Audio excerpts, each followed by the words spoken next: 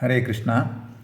8ನೆಯ ದೇವತಾಧಿಕರಣ ಸೂತ್ರಗಳು 89ರಿಂದ 96.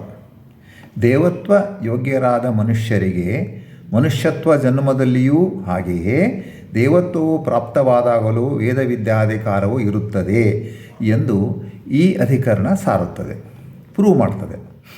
ಈ ಅಧಿಕರಣದಲ್ಲಿ ದೇವತೆಗಳಿಗೆ ವೇದವಿದ್ಯಾಧಿಕಾರವನ್ನು ಸಮರ್ಥನೆ ಮಾಡ್ತಾರೆ, ಸಂಯುಕ್ತಿಕ ಪೂರ್ವಪಕ್ಷವನ್ನು ತೋರಿಸ್ತಾರೆ. ಮನುಷ್ಯಾಣಾಮೇವ ವೇದವಿದ್ಯಾಧಿಕಾರಃ ಇತ್ಯುಕ್ತಂ ತಿರ್ಯಗಾದ್ಯಪೇಕ್ಷಯೈವ ಮನುಷ್ಯತ್ವ ವಿಶೇಷಣ ಮುಕ್ತಂ ನತು ದೇವಾದ್ಯಪೇಕ್ಷೆಯ ಇತ್ಯಾಹ. ಮನುಷ್ಯರಿಗೆ ಮಾತ್ರ ವೇದವಿದ್ಯೆಯಲ್ಲಿ ಅಧಿಕಾರವಿದೆ ಎಂದು ಹಿಂದಿನ ಸೂತ್ರದಲ್ಲಿ ಹೇಳಲಾಯಿತು.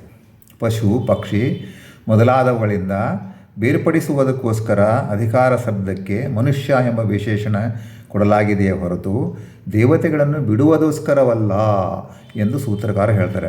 ಮನುಷ್ಯನಿಗೆ ಅಧಿಕಾರ ಇದೆ ಎಂದ ಅರ್ಥ ಏನಂದರೆ ಪಕ್ಷಿ ಇತ್ಯಾದಿಗಳಿಗೆ ಇಲ್ಲ, ಅವು ಕಡಿಮೆ ಜ್ಞಾನಗಳಿರ್ತಕ್ಕಂಥ ಜೀವಿಗಳು ಈ ಒಂದು ಸೃಷ್ಟಿಯಲ್ಲಿ, ಈ ಒಂದು ಜನ್ಮದಲ್ಲಿ. ಇದರ ಅರ್ಥ ಏನಂದರೆ ದೇವತೆಗಳಿಗೆ ಇಲ್ಲ ಅಂತ ತಿಳ್ಕೋಬಾರ್ದು ವೇದಾಧಿಕಾರ. ಓಂ ತದುಪರ್ಯಪಿ ಬಾದರಾಯಣ ಸಂಭವಾತ ಓಂ 89ನೆಯ ಸೂತ್ರ ಬಾದರಾಯಣ. ಶ್ರೀ ವೇದವ್ಯಾಸರು ಹೇಳ್ತಾರೆ, ತದುಪರ್ಯಪಿ ಸಾಧನೆಗಳಿಂದ ದೇವೋತ್ತಮತೆಯನ್ನು ಹೊಂದಿದ ನಂತರವೂ ವೇದವಿದ್ಯೆಯಲ್ಲಿ ಅಧಿಕಾರವಿದೆ. ಈ ಮನುಷ್ಯ ಜೀವನದಲ್ಲಿ ಸಾಧನೆ ಮಾಡ್ತಾರೆ, ದೇವತ್ವವನ್ನು ಹೊಂದುತ್ತಾರೆ, ಅವಾಗ ಕೂಡ ಅವರಿಗೆ ಅಧಿಕಾರ ಇದೆ. ಏಕೆಂದರೆ ಸಂಭವಾತ್ ಅಧಿಕ್ಯೋಪಯುಕ್ತ ವಿಶಿಷ್ಟ ಬುದ್ಧಿ ಪಾತ್ರರಾಗಿರುವುದರಿಂದ ಅವರಿಗೆ ವಿಶೇಷವಾದ ಬುದ್ಧಿ ಚಿತ್ತ ಇದೆ, ಆದ್ದರಿಂದ ಅವರಿಗೆ ವೇದಾಧಿಕಾರವಿದೆ. ದೇವತ್ವ ಯೋಗ್ಯ ಮನುಷ್ಯರಿಗೆ ವಿದ್ಯೆ ಮತ್ತು ಕರ್ಮಗಳಿಂದ ದೇವತಾ ಪದವಿ ದೊರೆತ ನಂತರವೂ ವೇದವಿದ್ಯೆಯಲ್ಲಿ ಅಧಿಕಾರವಿದೆ. ಅವರಿಗೆ ವಿಶಿಷ್ಟ ಬುದ್ಧಿ ಮೊದಲಾದವುಗಳು ಇರುವುದರಿಂದ ಎಂದು ಶ್ರೀ ಬಾದರಾಯಣರು ಹೇಳುತ್ತಾರೆ. ತದುಪರಿ ಮನುಷ್ಯಾಣಾಂ ಸಂತಾದೇವಾದಿತ್ವ ಪ್ರಾಪ್ತುಪರಿ ಸಂಭವತಿ ಹಿ ತೇಷಾಂ ವಿಶಿಷ್ಟ ಬುದ್ಧ್ಯಾದಿಭಾವಾತ್ ತಿರ್ಯಗಾದಿನಾಂ ತದಭಾವಾದ ಭಾವಃ ತೇಷಾಮಪಿ ಯತ್ರ ವಿಶಿಷ್ಟ ಬುದ್ಧ್ಯಾದಿಭಾವಃ ತತ್ರ ವಿರೋಧಃ ನಿಷೇಧಭಾವಾತ್ ದೃಶ್ಯಂತೆ ಹಿ ಚರಿತಾರ್ಯಾದಯಃ. ಸೂತ್ರದಲ್ಲಿಯ ತದುಪರಿ ಎಂದರೆ ಒಳ್ಳೆಯ ಮನುಷ್ಯರಿಗೆ, ದೈವತ್ವ ಯೋಗ್ಯ ಮನುಷ್ಯರಿಗೆ ವಿದ್ಯೆ ಮತ್ತು ಕರ್ಮಗಳಿಂದ ದೇವತಾ ಪದವಿ ದೊರೆತ ನಂತರವೂ ವೇದವಿದ್ಯಾ ಅಧಿಕಾರವಿದೆ. ಪಶು ಪಕ್ಷಿ ಮೊದಲಾದವುಗಳಿಗೆ ವಿಶಿಷ್ಟ ಬುದ್ಧಿ ಇಲ್ಲವಾದುದರಿಂದ ಅವುಗಳಿಗೆ ವೇದವಿದ್ಯಾ ಅಧಿಕಾರ ಇರುವುದಿಲ್ಲ. ಪಶು ಪಕ್ಷಿ ಇತ್ಯಾದಿಗಳಿಗೆ ಇಲ್ಲ, ಯಾಕಂದರೆ ವಿಶಿಷ್ಟ ಬುದ್ಧಿ ಇಲ್ಲ ಅವಕ್ಕೆ. ಅವುಗಳಿಗೂ ಕೂಡ ಎಲ್ಲಿ ವಿಶಿಷ್ಟವಾದ ಬುದ್ಧಿ ಮೊದಲಾದವುಗಳು ಇವೆಯೋ ನೋಡ್ರಿ, ಅಲ್ಲಿ ವೇದವಿದ್ಯಾಧಿಕಾರ ಇರುವುದರಿಂದ ಯಾವ ಇರೋದು ಬರುವುದಿಲ್ಲ. ಪಶು ಪಕ್ಷಿಗಳಲ್ಲಿ ಕೂಡ ವಿಶಿಷ್ಟವಾದ ಬುದ್ಧಿಮತ್ತೆ ಇದೆ, ಜ್ಞಾನ ಇದೆ, ಅವರಿಗೆ ಅಧಿಕಾರ ಇದೆ ಅಂತ. ಇದು ಅದರಿಂದ ಏನರ್ಥ, ಪಶು ಪಕ್ಷಿಗಳಿಗೆ ಇಲ್ಲ ಅಂತಲ್ಲ, ಮನುಷ್ಯರಿಗೆ ಮಾತ್ರ ಅದ ಅಂತಲ್ಲ. ಅದು ಯಾವುದು ವಿರೋಧ ಇಲ್ಲ. ಏಕೆಂದರೆ ಪಶು ಪಕ್ಷಿಗಳಿಗೆ ಅಧಿಕಾರ ನಿಷೇಧಿಸಿಲ್ಲ.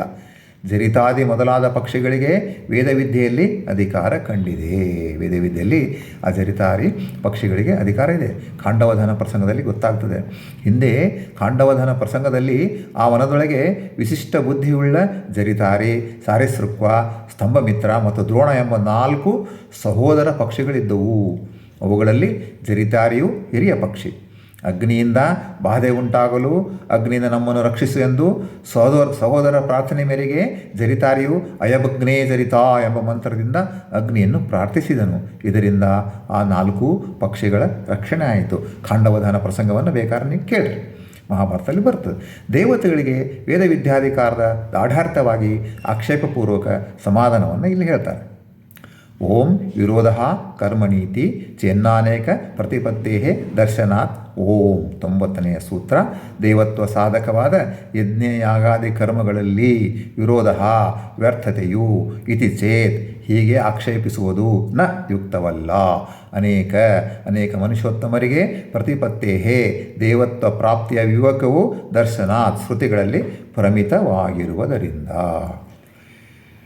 ದೇವತ್ವ ಸಾಧಕವಾದ ಯಜ್ಞಯಾಗಾದಿ ಕರ್ಮಗಳಲ್ಲಿ ವ್ಯರ್ಥತೆಯನ್ನು ಅಪೇಕ್ಷಿಸುವುದು ಯುಕ್ತವಲ್ಲ.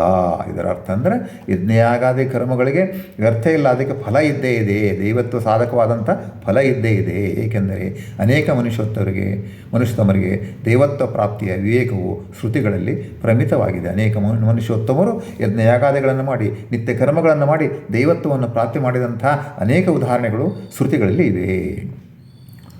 ಮನುಷ್ಯ ಏವ ದೇವಾದಯೋ ಭವಂತೀತಿ ತದುಪರಿತ್ಯುಕ್ತಂ ತತ್ರ ಯದಿ ಮನುಷ್ಯಾಃ ಸಂತಃ ದೇವಾದಯಃ ಭವಂತಿ ತತ್ಪೂರ್ವಂ ದೇವತಾಭಾವಾತ್ ದೇವತೋದಿಷ್ಟಕರ್ಮಣಿ ವಿರೋಧ ಇತಿ ಚೇತ್ನ ಅನೇಕೇಷಾಂ ದೇವತಾಪದ ಪ್ರಾಪ್ತೇ ದರ್ಶನಾತ್ ದೇಹನಾಕಂ ಮಹಿಮಾನಃ ಸಚಂತ ಯತ್ರ ಪೂರ್ವೇ ಸಾಧ್ಯಾಃ ಸಂತಿ ದೇವಾಃ ಪುರುಷಸೂಕ್ತ ಇತಿ. ಈ ರೀತಿ ಮನುಷ್ಯರೇ ದೇವತೆಗಳಾಗುವರು ಎಂಬು ಹಿಂದಿನ ಸೂತ್ರದಲ್ಲಿ ತದುಪರಿ ಎಂಬ ಶಬ್ದದಿಂದ ಹೇಳಲಾಯಿತು. ಆದರೆ ಮನುಷ್ಯರೇ ದೇವತೆಗಳಾಗುವುದಾದರೆ ಅವರು ದೇವತೆಗಳಾಗುವ ಮೊದಲು ದೇವತೆಗಳೇ ಇಲ್ಲದಿರುವುದರಿಂದ ದೇವತೆಗಳನ್ನು ಉದ್ದೇಶಿಸಿ ಮಾಡುವ ಕರ್ಮಗಳು ವ್ಯರ್ಥವಾಗ ಪ್ರಸಂಗ ಬರುವುದು ಎಂಬ ಆಕ್ಷೇಪ ಯುಕ್ತವಲ್ಲ.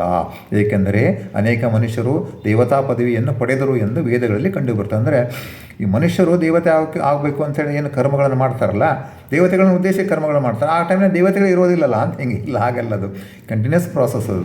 ಇದೇನೆಂದರೆ ಒಂದು ರೀತಿ ಸೈಕಲ್ ಇದ್ದಂಗೆ.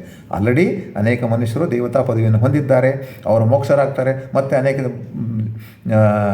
ಮನುಷ್ಯರು ದೇವತಾ ಪದವಿಯನ್ನು ಹೊಂದುತ್ತಾರೆ. ಇದು ಕಂಟಿನ್ಯೂಸ್ ಪ್ರೊಸೆಸ್ಸು, ಅಲ್ಲಿ ಪೋಸ್ಟ್ ಖಾಲಿ ಅಂತಿಲ್ಲ.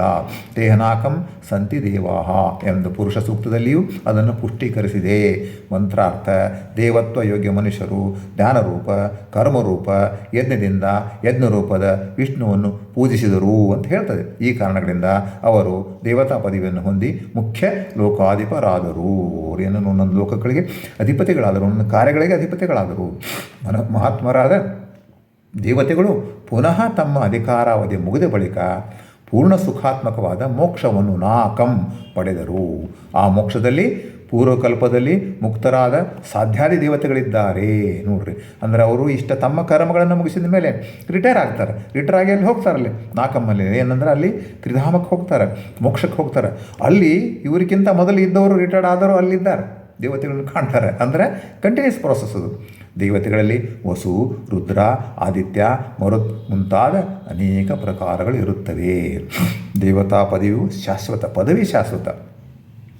ಆ ಪದವಿಗೆ ಅನೇಕರು ಬರುತ್ತಾರೆ. ಹೀಗಾಗಿ ಆ ಪದವಿಯಲ್ಲಿ ಯಾರಾದರೊಬ್ಬರು ಸದಾ ಇದ್ದೇ ಇರುತ್ತಾರೆ. ಈ ಕಾರಣದಿಂದ ದೇವತೆಗಳನ್ನು ಉದ್ದೇಶಿಸಿ ಮಾಡಿದ ಕರ್ಮಾಚರಣೆಯು ಎಂದಿಗೂ ವ್ಯರ್ಥವಾಗುವುದಿಲ್ಲ. ಪದವಿಯು ಪ್ರವಾಹತೋ ನಿತ್ಯವಾಗಿರುತ್ತೆ. ಉದಾಹರಣೆಗೆ ಸ್ಕೂಲ್ನಲ್ಲಿ ಮಕ್ಕಳು ಬರ್ತಾರೆ, ಪಾಸಾಗಿ ಹೋಗ್ತದೆ. ಆದರೆ ಪ್ರಿನ್ಸಿಪಾಲ್ ಪೋಸ್ಟ್ ಇರ್ತದೆ, ಟೀಚರ್ಸ್ ಇರ್ತಾರೆ, ಎಲ್ಲರೂ ಇದ್ದೇ ಇರ್ತಾರಲ್ಲ. ಪ್ರಿನ್ಸಿಪಾಲನ್ನು ರಿಟೈರ್ ಆಗ್ಬೋದು, ಟ್ರಾನ್ಸ್ಫರ್ ಆಗ್ಬೋದು, ಬಟ್ ಇನ್ನೂ ಪ್ರಿನ್ಸಿಪಾಲ್ ಇರ್ತಾರೆ. ಹಾಗೆ ಮನುಷ್ಯರೇ ದೇವತೆಗಳಾಗಿ ಮುಕ್ತಿಯನ್ನು ಹೊಂದುವವರಾದಲ್ಲಿ ಅನಿತ್ಯರೆನಿಸುವರು. ಇಂಥ ಅನಿತ್ಯ ದೇವತೆಗಳನ್ನು ಹೇಳುವ ವೇದಗಳಿಗೆ ನಿತ್ಯತೆಯಾದರೂ ಹೇಗೆ ಎಂಬ ಆಕ್ಷೇಪಕ್ಕೆ ಸಮಾಧಾನಿಸುತ್ತಾರೆ.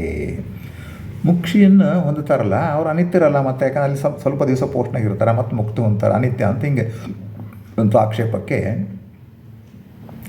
ಓಂ ಶಬ್ದ ಇತಿ ಚೇನ್ನಾತಃ ಪ್ರಭವಾತ್ ಪ್ರತ್ಯಕ್ಷಾನುಭಾಭ್ಯಾಂ ಓಂ ಅಂತ ಸೂತ್ರ. ಅದನ್ನು ನಾವು ಮತ್ತೆ ಮುಂದೆ ಹೊರಸೋಣ.